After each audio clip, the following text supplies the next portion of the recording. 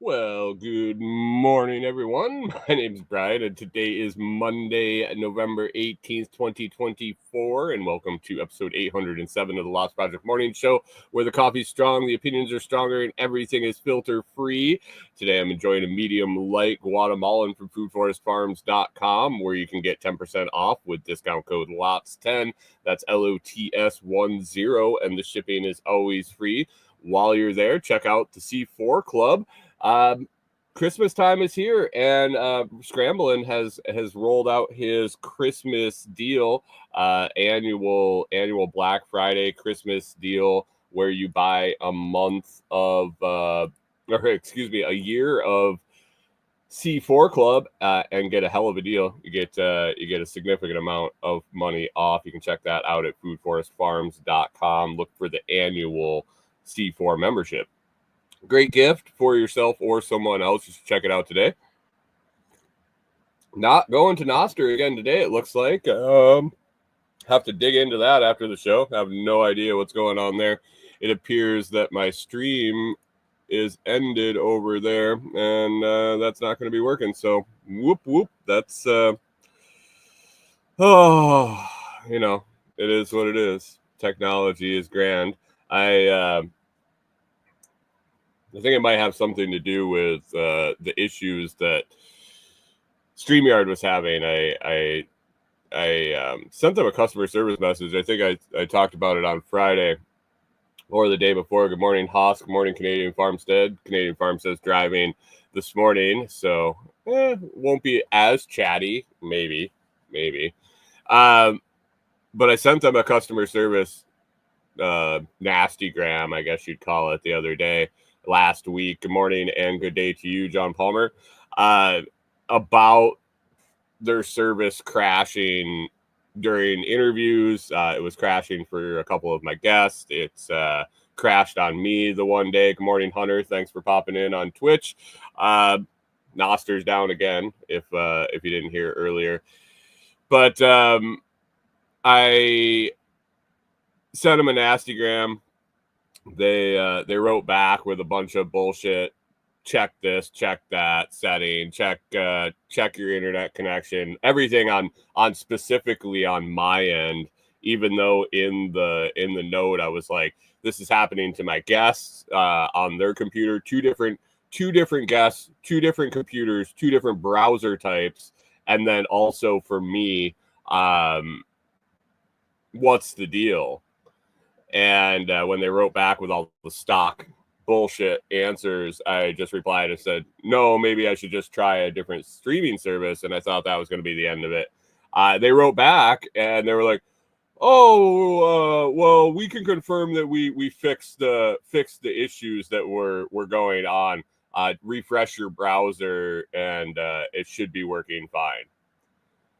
And I'm like, I don't know about that. Well, first of all, you said it was my fault and everything on my end, and now you're saying you fixed it. So which is it? Was it an issue in the software, or was it on my end? So yeah, we'll see. Obviously, Noster's not working, so I'll have to dig into that. And I have a few ideas. What it might be. Stream might have ended. I just run to the same stream over there all the time, and Zap.stream might have cut that off at a certain amount of hours. Who knows? I should go in and I'll check it out after the show. But anyway, it's a good weekend, and today I'm going to be talking about all the stuff that went on. Won't get to it all, I imagine, but had some good, some bad, some ugly. And just overall, it was a nice weekend out at the cabin in the woods, Tim's cabin out at Delinquent's Gully with Corey and the dogs. Weather was a little chilly. It was it was chilly overnight. Both nights. The first night, the worst. It was down into the 30s overnight. We didn't have an heater. We didn't have a heater in the cabin, so it was bundle up. And Brian, I didn't bring a sleeping bag or anything, so I just had a couple of knit blankets. I was a little chilly. Corey snuggled up with the dog. She was all good, and we made it through. Second night wasn't as bad. It was about 5 degrees warmer, so it was tolerable. The first night was tolerable, but it was a little chilly. It was a little chilly. So there was that. It was gorgeous. Other than that, it was calm. No rain to speak of. Just gorgeous fall day here in Tennessee for the weekend, the whole weekend. Yeah. So we got some stuff to fix. We got some stuff. We have some wins, some losses. Let's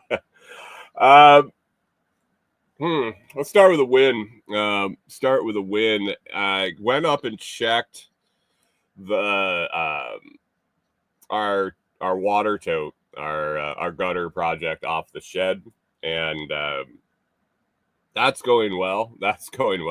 It's almost full, like really almost full. I can't believe that it didn't overflow.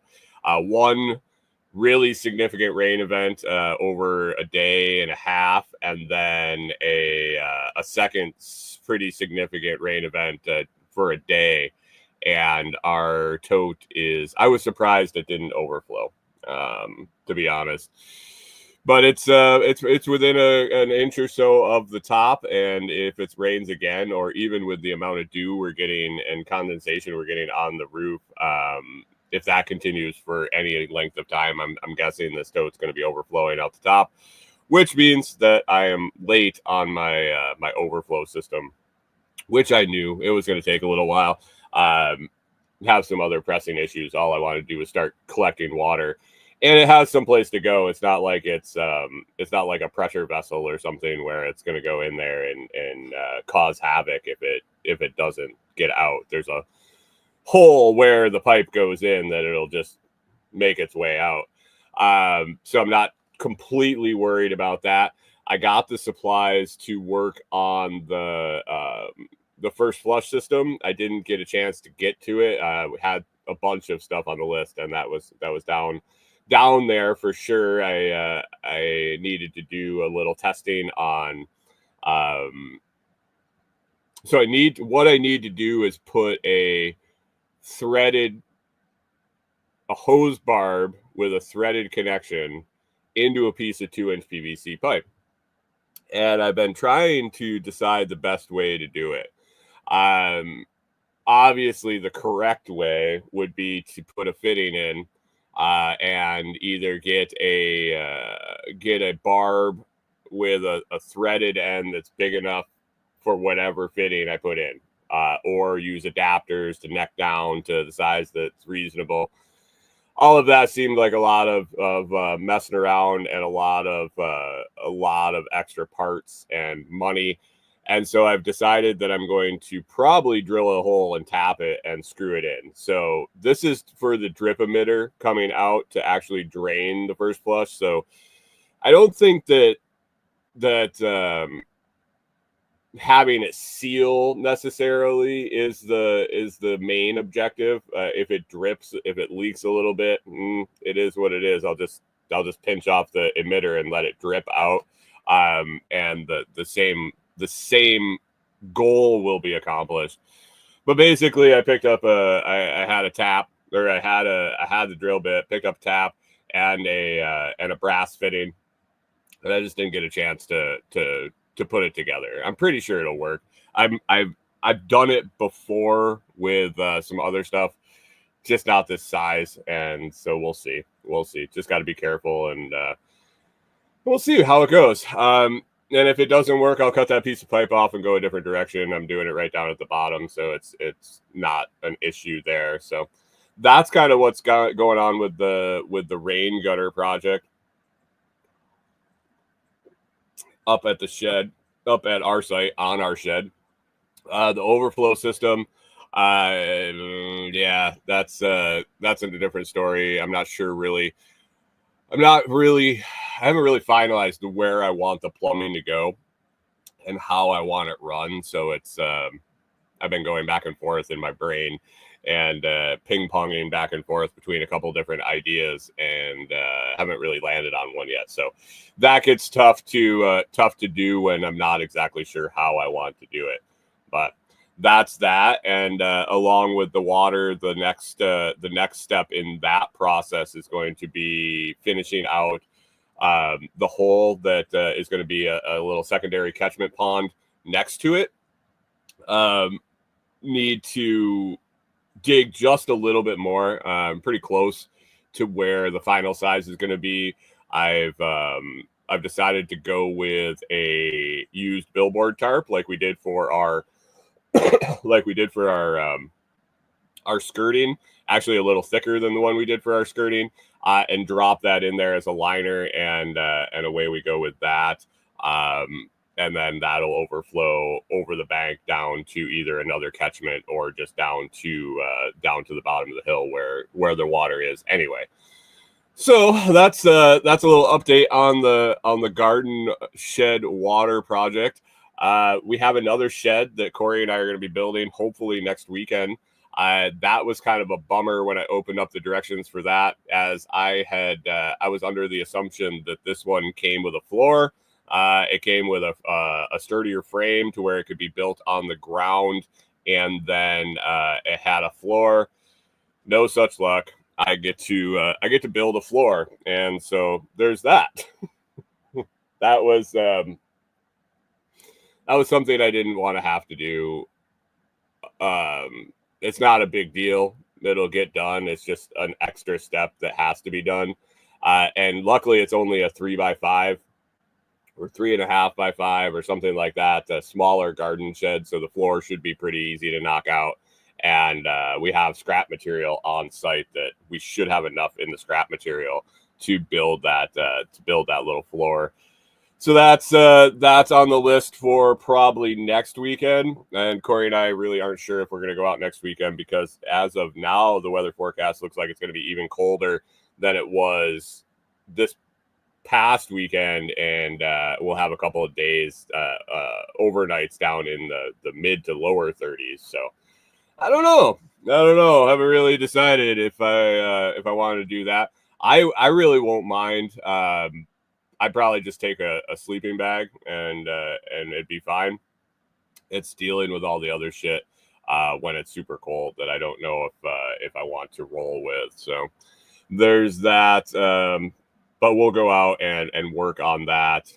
Hunter says it's warm there. It warmed up today again, and the forecast is like it's really nice, like 60s, 70s, and 60s and 70s during the day, and then 40s, 50s overnight. But then it pops down for like 2 or 3 days, down to where it's overnight in the mid to low 30s, upper to mid 30s, and daytime highs we're only getting up to like 50. So it's tough when you don't have a heater out there. I mean, I'm sure I could go round up a buddy heater, or borrow. I know Jamie has an extra diesel heater that I could use. I'm sure. It's a matter of if I just want to go through the motions to do that. If I want to deal with it, or we can stay here, get other shit done, because we have plenty of stuff to do around here also, and make day trips out. It's one of those deals. It's not that bad. We're only 20 minutes away, so 20 minutes, half an hour away. So if one weekend or so we end up staying here, it's not the end of the world. So, but that's next on the list, is that garden shed, among other fixes. Among other fixes. So those were kind of the good things. Let me look at the list there. Yeah. Those were the good things.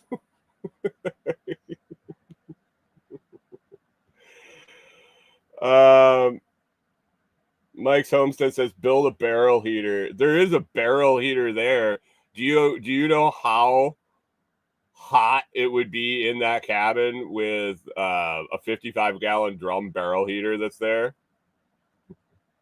It would roast us out of there. I mean, outside we could use it just fine. And I mean, Corey ran a fire all day Saturday, cleaned up. I guess that's another good thing. Corey cleaned up a crap load of brush and deadfall and trees I dropped down. She took all the limbing, the trimmings, the slash, and ran a fire all day on Saturday. Yeah, Saturday. So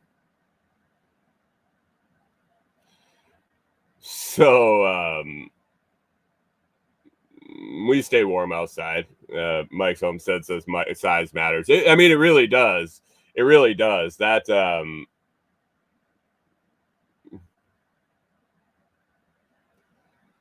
look at Goldilocks over. What Goldilocks? Where? What are you talking about? Talking about Sailor? I don't know what Goldilocks you're speaking of. Hunter says, "What are you going to do for heat? Wood stove, one of those many wood stoves you have in the camper. Permanently, long term for heat in Tim's cabin. I think we'll probably end up with some sort of mini wood stove, or diesel heater, or propane heater, or I don't know really. Haven't really talked about it with him. It for us it would be temporary. So I mean, I should probably have a meeting with him and see what he wants to put in there for heat, and maybe we do it sooner rather than later. might be a decent idea, but yeah, it's not that cold yet, and it's not like a cold spell or a permanent thing. It's going to be a couple days. So we'll see. So there was that, the shed base. Starlink solar project out at Tim's. The project that I'm working on to get Starlink out there full time.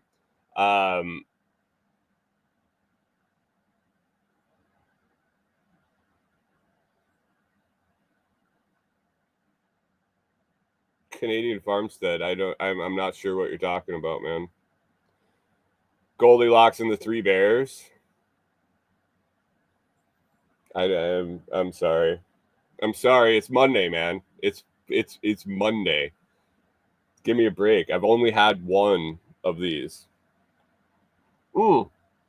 That was another really good thing. I got to test a bunch of coffee makers this weekend. I didn't even have that on my list. I figured we wouldn't even get to it, but yeah, got to test out a bunch of extra coffee equipment this weekend, and that was fun. Had a little extra caffeine. Let's say had a little extra caffeine brewing up and testing these used coffee makers. But I think they're going to work out well. I think it's going to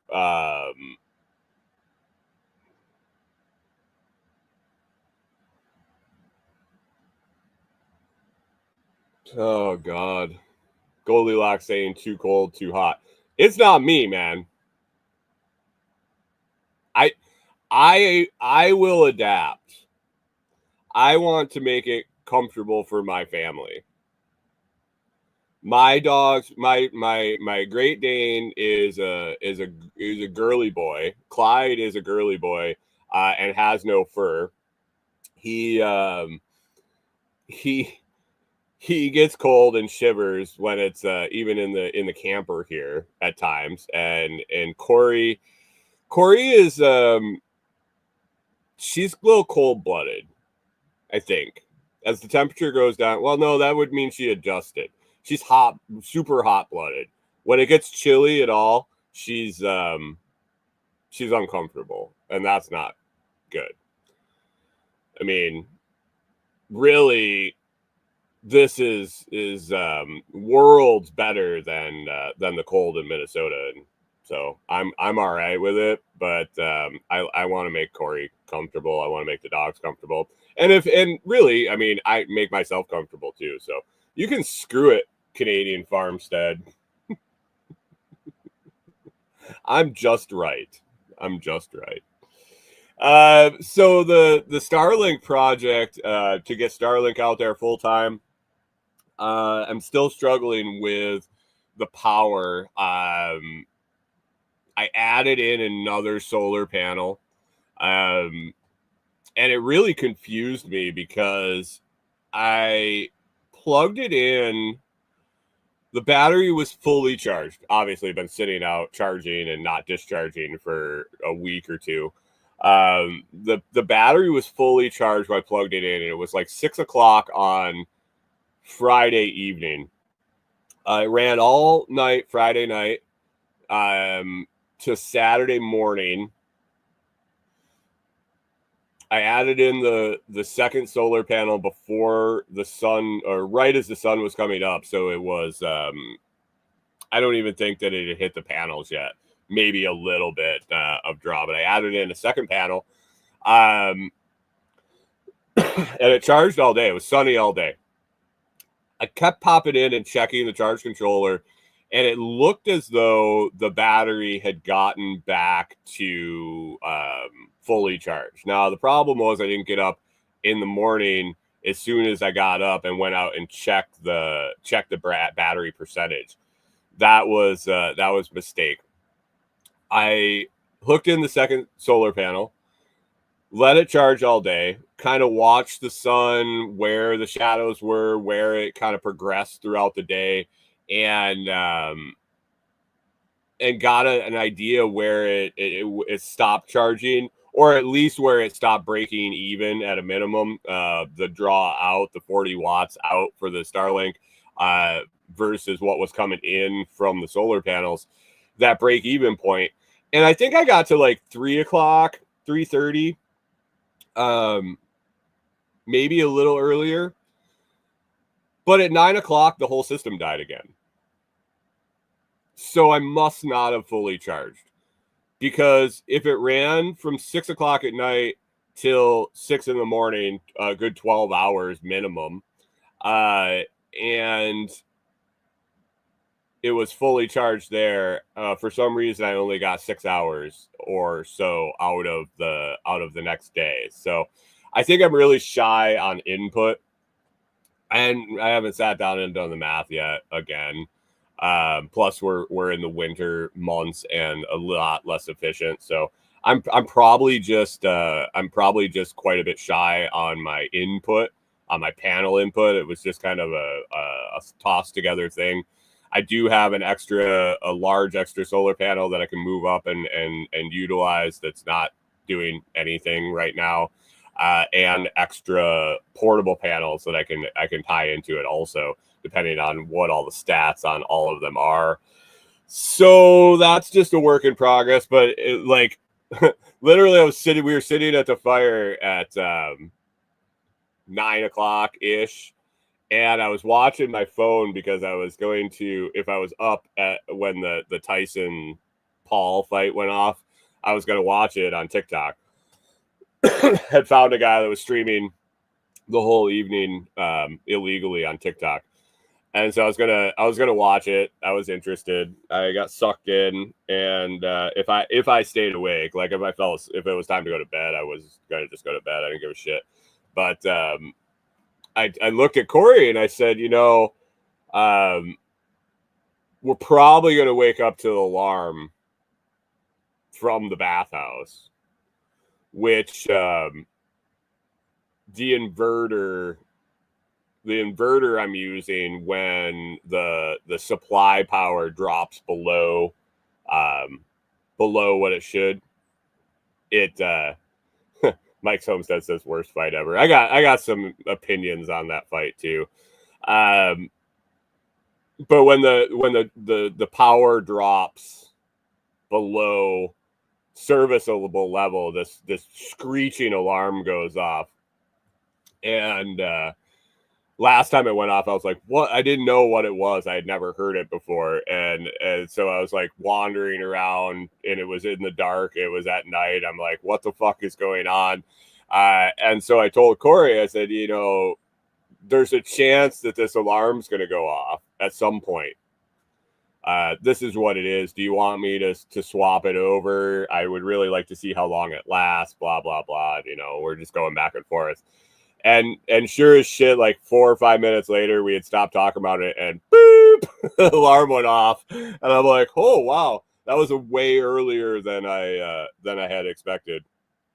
So yeah, So I flopped that over to our power, our battery bank, got that fired up again. I was able to watch the Tyson Paul fight. Mike's Homestead says, "Good morning, Rewilder Life. I see you're scrambling to get to work." Mike's Homestead says it was the worst fight ever. It was a 58-year-old guy fighting a kid. He took a paycheck. Paul knew he was going to win from the first round. And they sparred for 8 rounds. Tyson looked slow. He looked old. He looked happy not to be getting beat up. He was satisfied with just dancing with Paul and sparring a little bit and taking his check and leaving. That's my opinion. Watching it, no one really landed anything. Watching analysis afterwards and watching some of the stuff that people really dug in, because I was watching it on my phone, secondary, like watching it on my phone on someone else's TV, and I was kind of getting ready to go to bed, so it wasn't full in. After the first round, after I saw the first round, I was like, yeah, this isn't just no. Young Mike Tyson would have knocked Jake Paul out in the first round and possibly injured him severely. From my watching Mike Tyson the whole time I grew up. John Palmer says it was fixed by contract. I don't know, man. I don't know. Really? The internet's a crazy place. But watching Mike Tyson step out of the corner for the first time, like you could tell it wasn't who he was. But regardless, I wouldn't fight him. That's the thing. Like, you can talk a lot of smack about how he looked and he was old and slow, and he was compared to what he was when he was younger. I still wouldn't get in a ring with him. Not a fucking chance in hell. So, I don't know. It's like every other pay-per-view in the last, that I can recall in boxing in the last, decade. All hype and nothing pans out. People said that there were a lot of great fights on the undercard. I caught a little bit of the chick fight before the main event, and that didn't look great.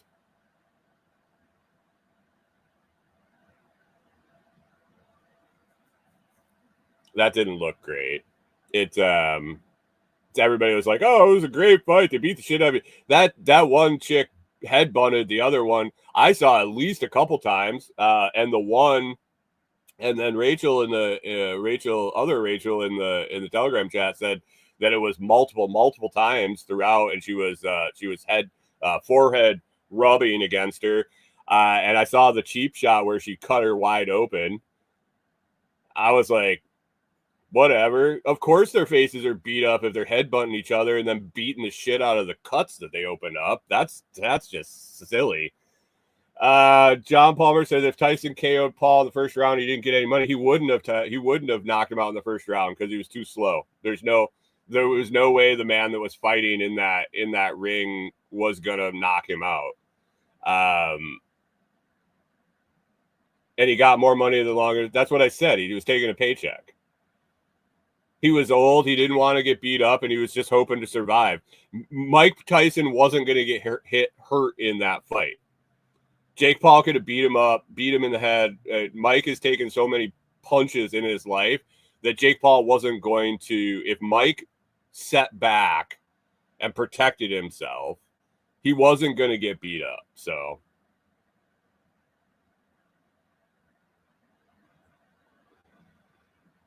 Mike Homestead says they were okay, but UFC 309 Saturday night was awesome. I have never really been into UFC all that much. I was a little bit back with, what was that, George St. Pierre? Excuse me. Wow. Oh, wow. That came across. Woo.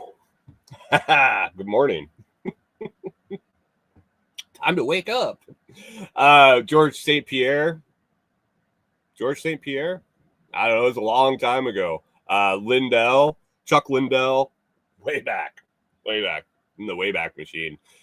Before they really ruined the sport, basically, with all the showboating and bullshit and all that. When they got in the ring and just beat the shit out of each other instead of 16 days of bullshit talking and all the promotion and all that crap.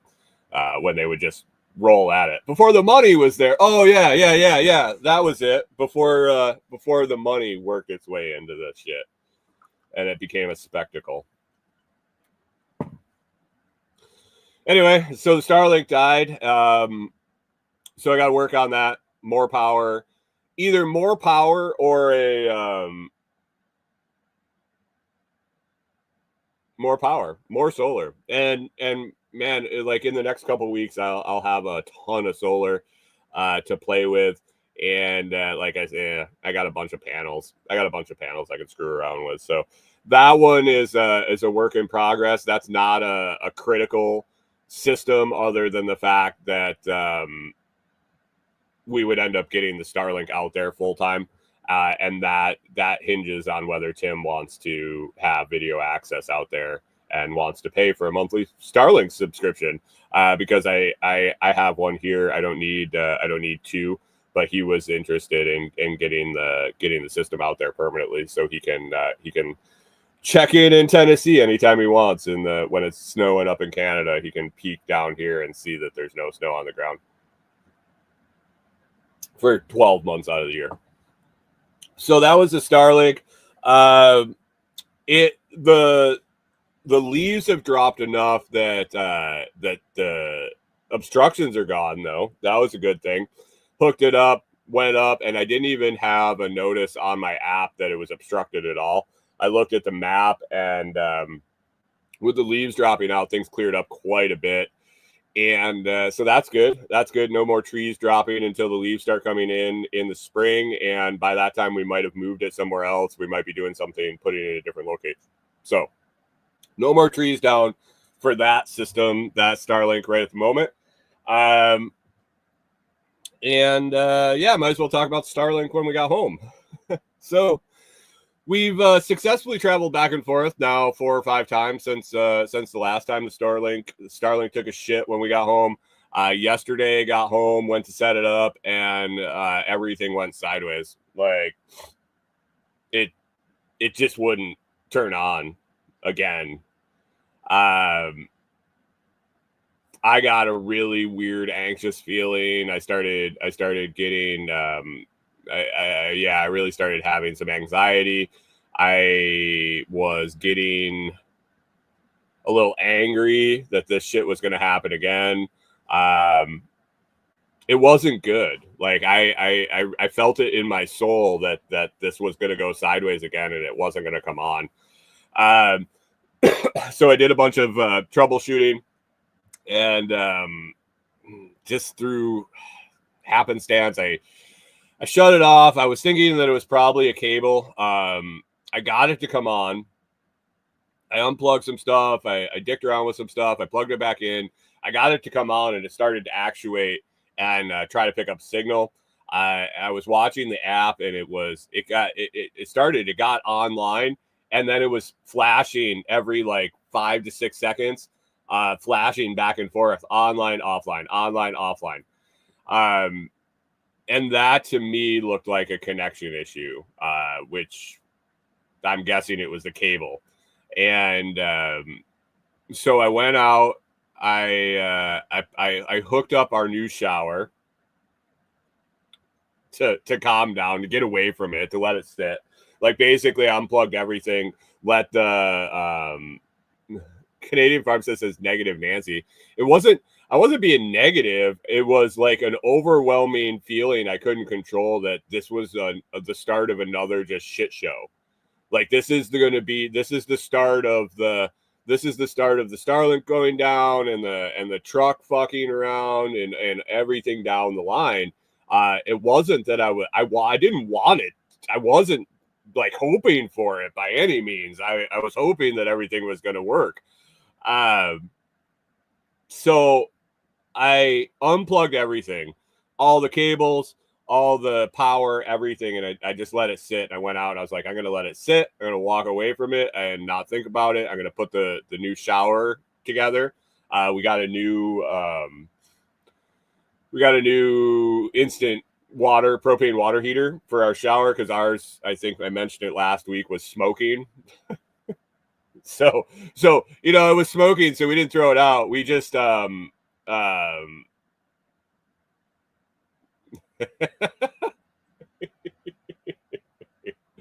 we didn't throw it out. We just took it out to the cabin. We're going to use it out there because we won't use it as much, and it'll be yeah. I don't think it's. I actually, after I took it down and I saw it looked like some leaves have gotten inside it. So I think there was actually just leaves smoldering on the heat exchanger. But whatever. We needed a new shower heater anyway. Hunter says, do you think you were close to being over the edge? Need to make sure your handlers make a note. Yes, I really feel like I was close to being over the edge. I literally turned to Corey and I said, I don't know if I can make it through another go around with this shit. Like I really had a sinking feeling in my gut where I was like, this, and it wasn't gas. I think this one might do me in. I don't know if I can handle it anymore. So I went out, I went to install the shower, realized that all my wrenches, all my adjustable wrenches, all my anything besides all my everything besides my my multi-tool were at the cabin. And I had to put it together, like all the pipe fittings and all the hoses and all that shit. And I'm like, oh, here we go. The Starlink, the heater is going to be a disaster. So I struggle to put it together. I get it together. I hang it up. I hook up the water. I turn it on. Fucking water spraying everywhere. Obviously, I didn't get this shit tight enough. I'm like, shut the water off. I'm soaking wet. I'm like, here it is. I just need to let go. I need to let everything happen as it's going to happen. So I unhooked all the water. I went in. I told Corey, I looked for a wrench in here. Canadian Farm says his new podcast idea, how to survive first world problem. New podcast. I've been doing this one for the last fucking 2 years. 3 years. 3 years. Holy shit. Coming up on 3 years, I think. Maybe more. I don't even know anymore. So I shut everything down. I go inside. I sit down. I look at Corey, and I'm like, I don't know. I don't think I can do this. I don't know what to do. I don't know how to make it through it, but I don't think I can go through another series of just shit shows. If it was one or any of them individually, anytime, none of them were all that crazy, other than having to get Corey to be able to work when the internet's not working. But anyway, couple deep breaths, and went back out. I took everything apart on the water side of the shower heater, put it all back together, tightened it all up, turned it on, no leaks, worked great, heated up. It was fine. I went in and I started with the Starlink again. Canadian Farm says, are you gonna film a video of yourself crying, because that seems to be very popular right now? Dude, my tears have run us dry a long time ago. I would probably have to get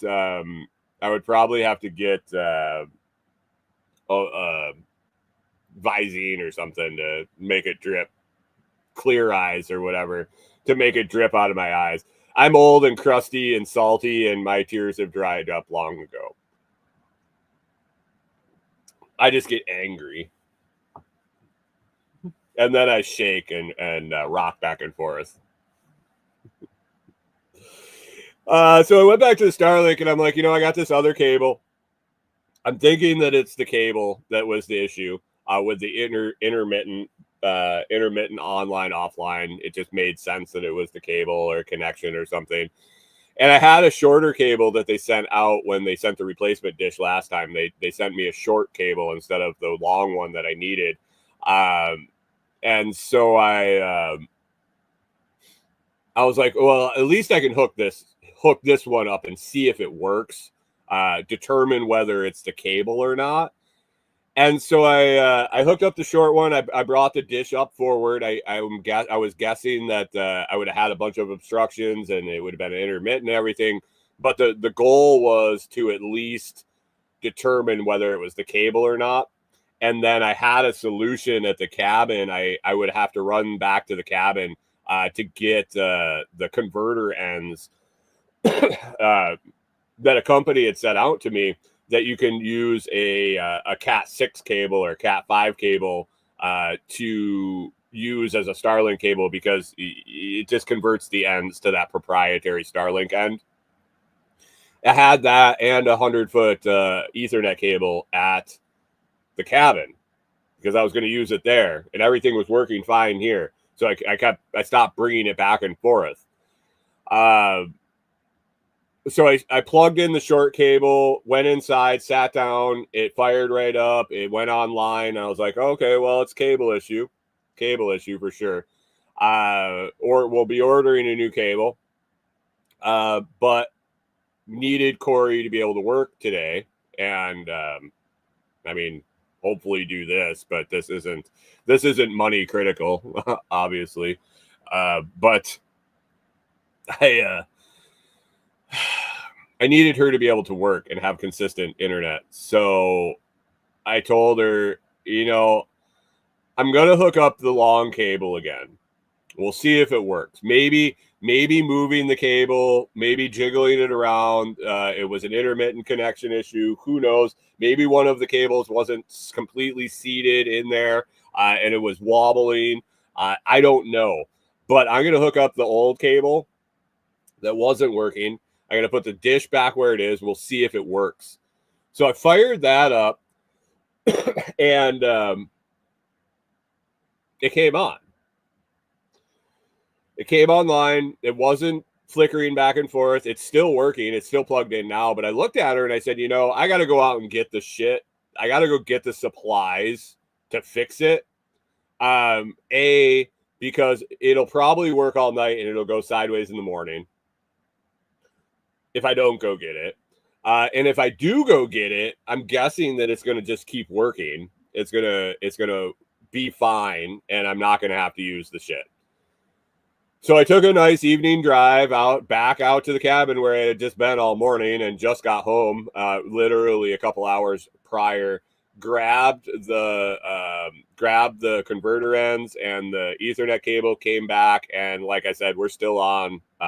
It hasn't fluttered at all. So I'm hoping it was a connection.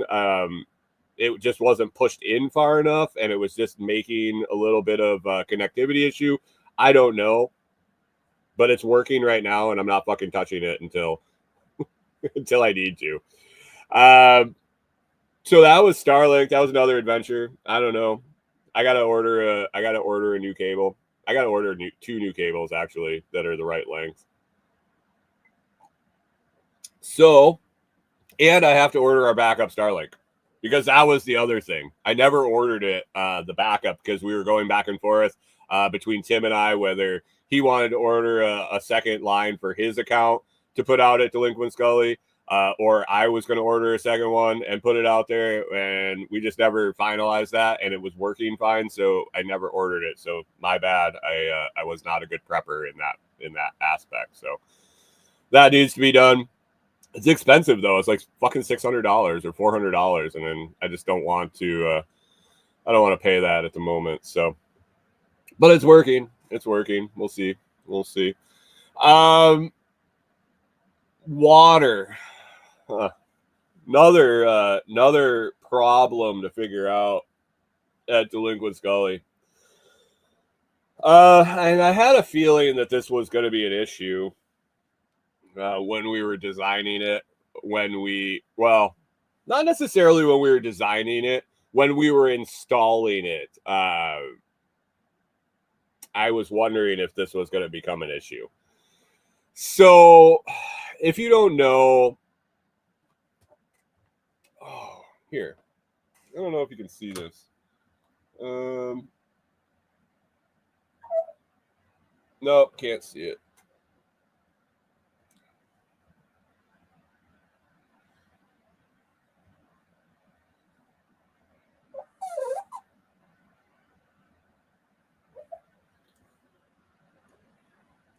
All right.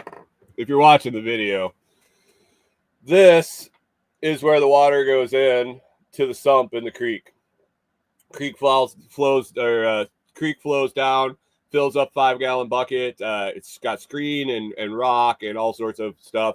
There's an outlet pipe in there. It runs across underground into a 55-gallon drum that's sunk down a little bit, and it goes into the side of that and runs in and then overflows. Went down on Saturday. Had decided where I want to put the tote, because with the portable water heater out there and the spare RV pump I have at the cabin, I'll be able to, if I fill the tote up, be able to have hot showers instead of the pump shower with just bucket water or gravity feed bag hanging shower. We would be able to pressurize the water, run it through the propane heater, and have hot shower at the cabin. And so I ordered a tote adapter for the tote outlet that goes to a garden hose, and away we would go. I just hooked that through the RV pump up to the water heater. Good. So I needed to fill the tote up by the cabin, by Tim's cabin, using the spring-fed water creek fed drum, basically the same way we had been doing it. Pump it up the hill. We were using it to fill buckets for the nursery or filtered water. Basically, I was gonna fill up the tote until the drum bled down, turn it off, let it fill back up, and just go up and down the hill, filling the tote. Once it got close to full, we just let the spring run again.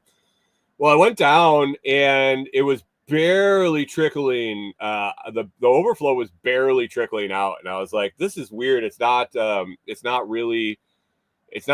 the way it was. It had been."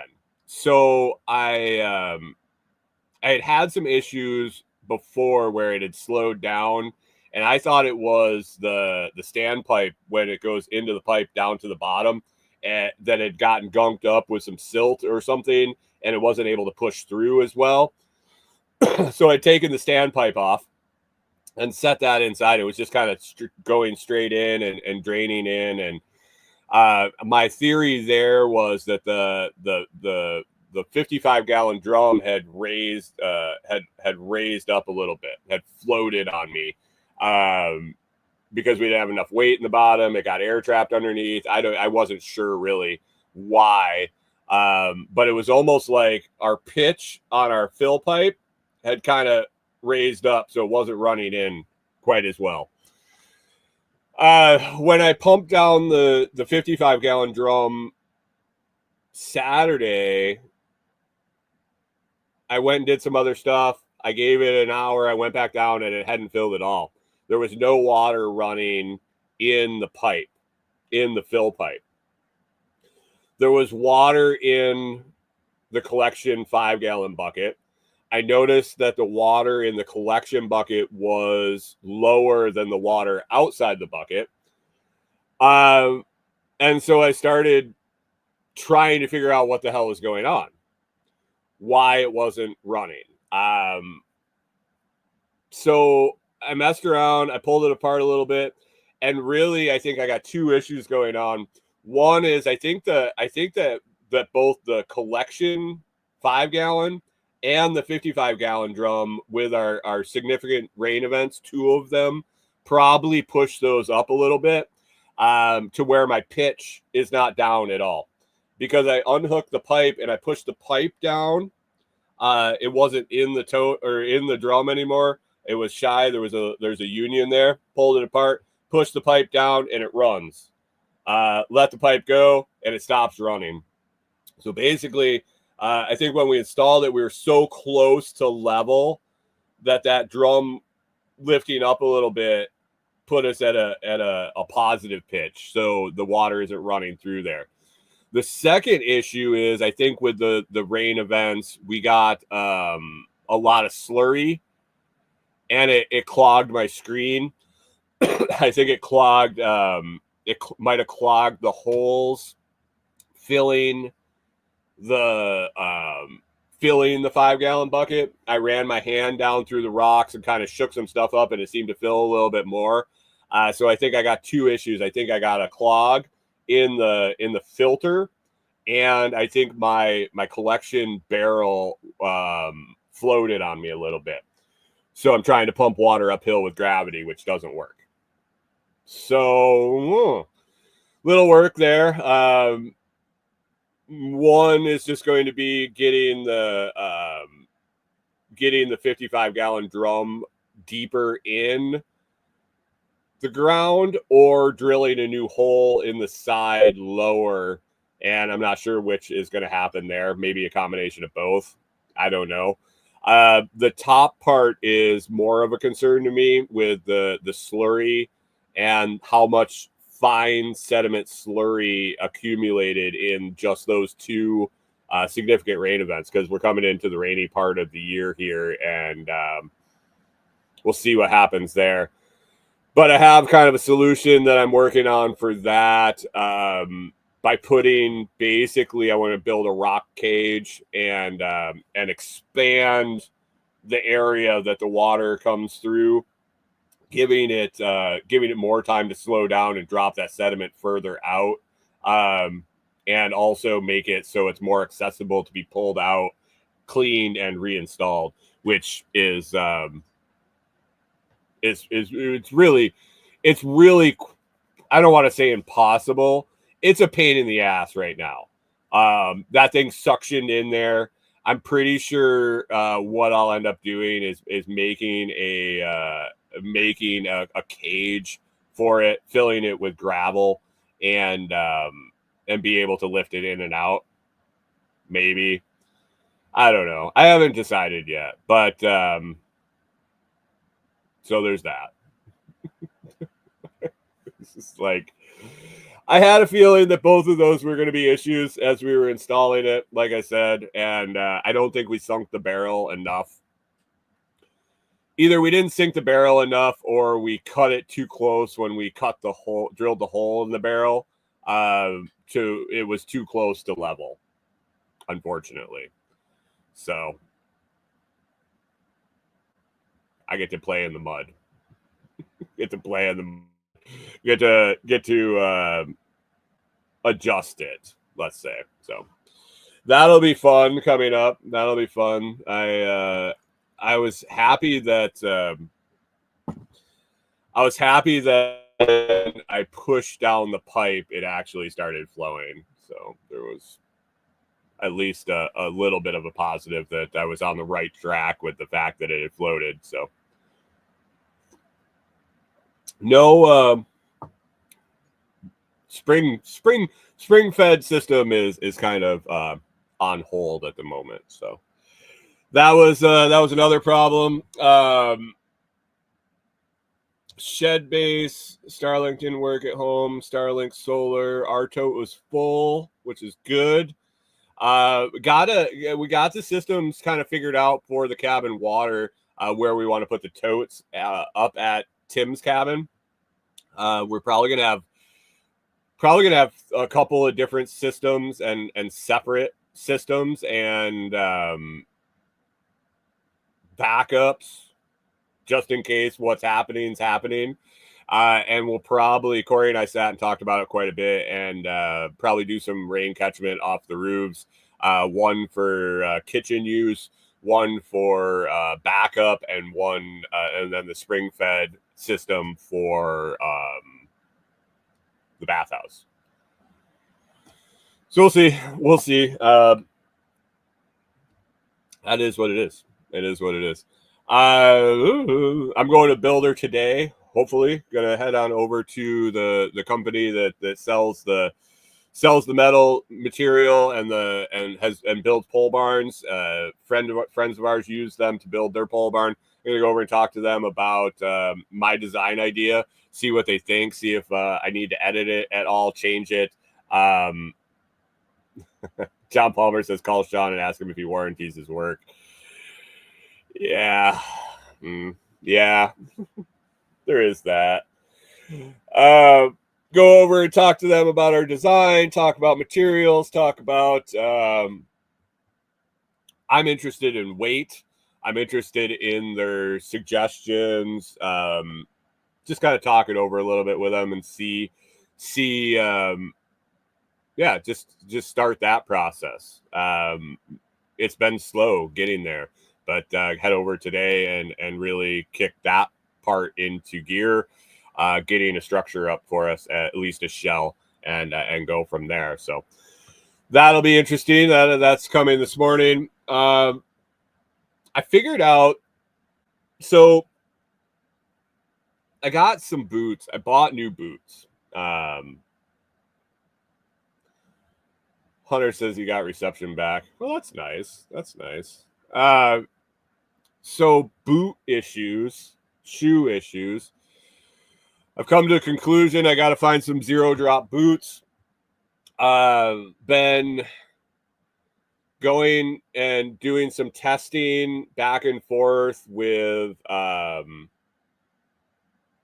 these Reebok tactical boots. They're comfortable, but they make my heels hurt. They make my feet sore. And so I did a little test this weekend. I had a pair of barefoot shoes. I wore the boots on Friday, and it wasn't even a full day. Basically, it was offloading the truck and taking it up to Tim's cabin, the evening, kind of mulling around, and then doing the fire and incidental walking around here and there. So basically maybe half a dozen trips up and down the hill, and 4 or 5 hours, and my heels were killing me. And I was like, this isn't right. The next day I wore the barefoot shoes all day long. Just the stuff I was doing I didn't need like steel toes or anything like that. And no pain whatsoever. No knee twinges, no hip, no heel pain. My back didn't hurt. And I walked way more on Saturday. It was longer time. And so I've come to the conclusion I just need to find some zero drop boots, or wear barefoot shoes and just be extremely careful that I don't, I guess, throw some boots on if I'm running saw or doing something that's going to drop trees or something like that. Ruan says barefoot for the win. I knew you'd be happy about that. It's I know it. I know it in my head. I know it in my brain. I know in all my being that feels better for me. my joints hurt less, my everything hurts less. I feel better. My posture's better. And she says it's hard though when you work, and it is. It's a protection thing. It's running a saw and nicking the top of my boots, or dropping something on my toes. It's that's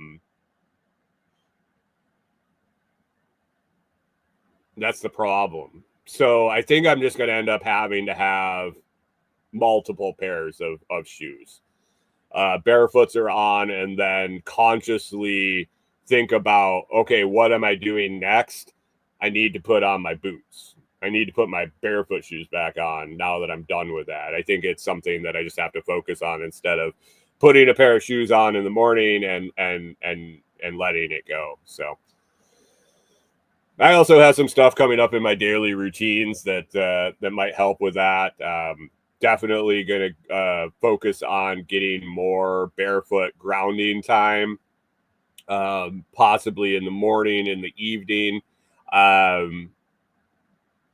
I had a conversation with a guest on the new podcast, and he really got me thinking. And I kind of dove into some of his stuff that he had put out. Very, very, very successful guy, and he's young.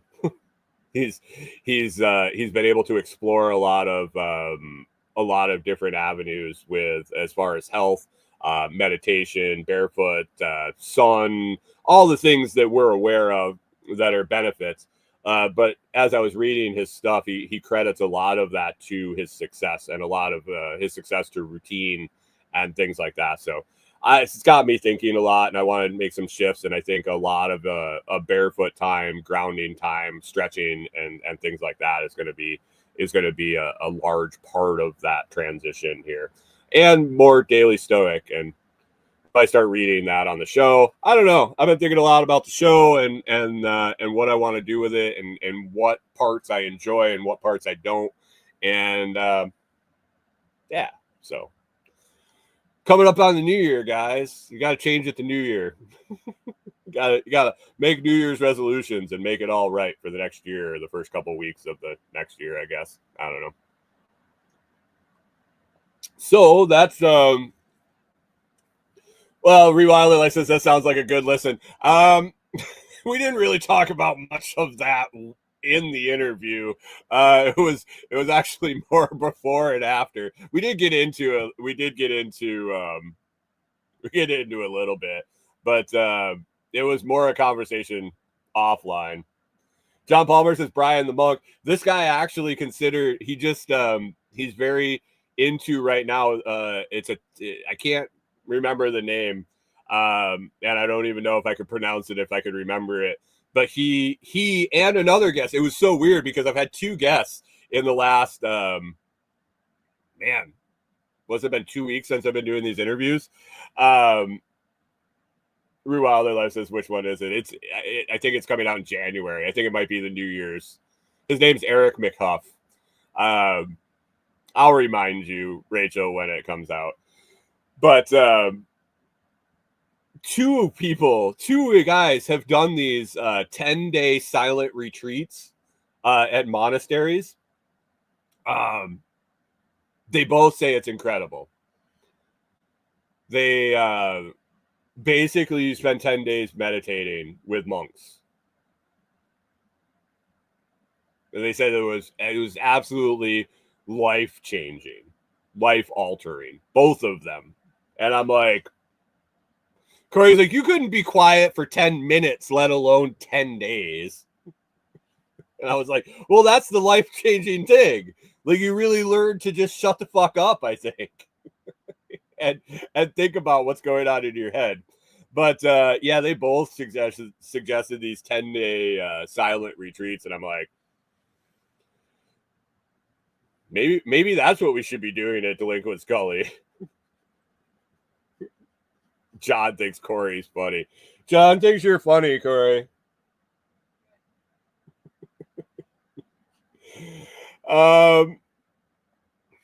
So yeah, I need to focus on some different stuff. Focus being the keyword. Focus being the keyword. I'm gonna let this time in the morning be my all over the place, and then get really intentional with the rest of my time. I think there's a lot of waste there. So, Rewilder Life says retreats would be good for a hip camp. Yeah, we're I don't know. Tim and I talked a lot about hip camp, and we're not sure if we want to do public or private. We're leaning very heavily towards private and using I don't want to say word of mouth, but a lot of in network communication and book private. I don't know. We're still building out infrastructure, but we're going to start with a workshop type model for sure, as opposed to open camping. Where we're gonna put on events. I think that's going to be the main draw, should I say, at the beginning. Workshops, education, events, and things like that, and the camping is going to be secondary to that while people are there, just to have a place for them to stay, and then upgraded to cabins too. So we'll see how it goes.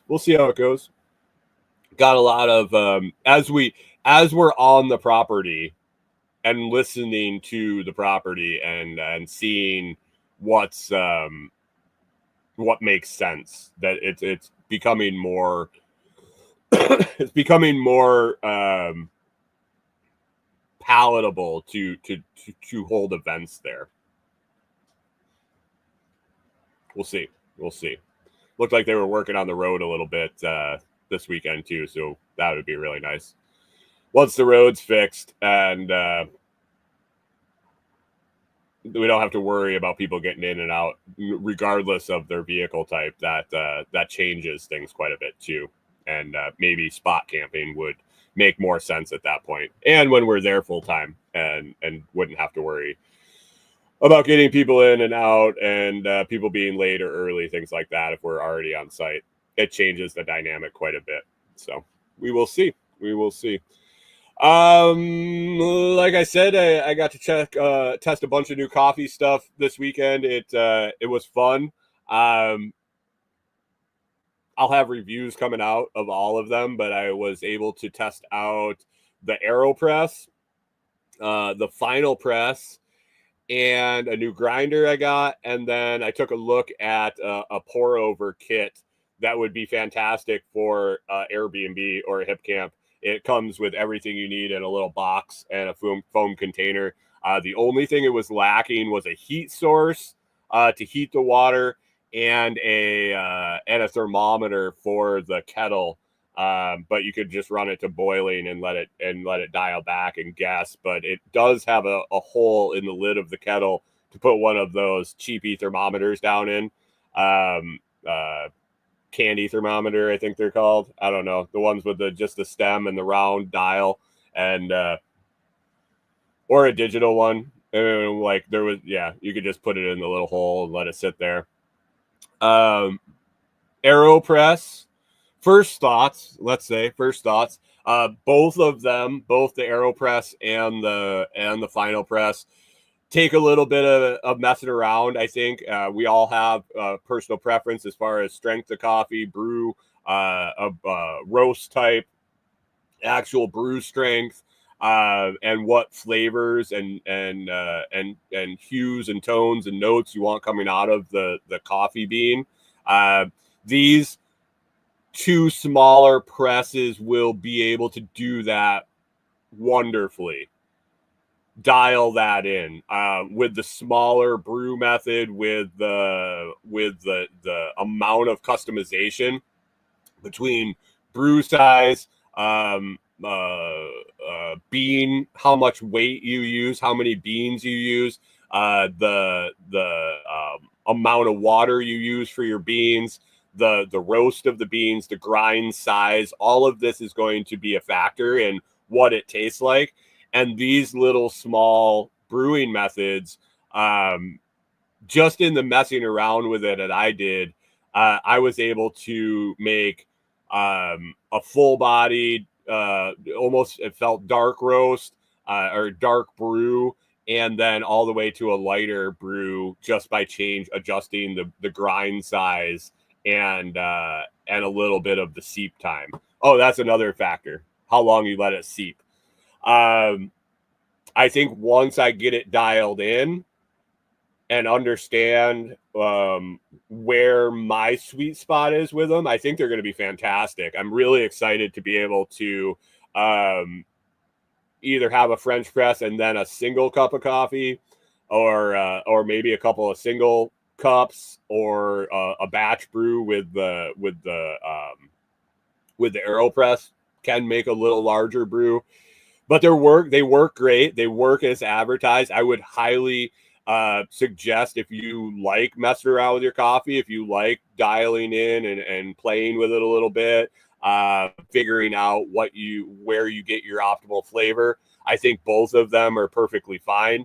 I think they're going to work great. I'm excited to get that to that point with them. The final press will do tea. Basically, the final press is like a little mini French press. It's got a little screen on the bottom and a plunger in it, and you fill it with coffee or tea. You let it sit in your cup, just like a tea ball for loose leaf tea. You set it in there. You stir it around a little bit. You let it sit. Then you pick it up and you stir it around a little bit more, and then you press the plunger and you can squeeze out the grounds. That worked really nice. Like I said, that'll be messing around with how much grounds to put in the press and how long to let it seep, how many times to stir it. But once I dial that in, I think it's going to make a fantastic cup. The AeroPress is a different animal for sure. I'm watching some more videos on it. I watched a video by the inventor of it, which was very informational. And I think it's going to be it's different. It's different. It makes a really nice cup of coffee. It tastes fantastic.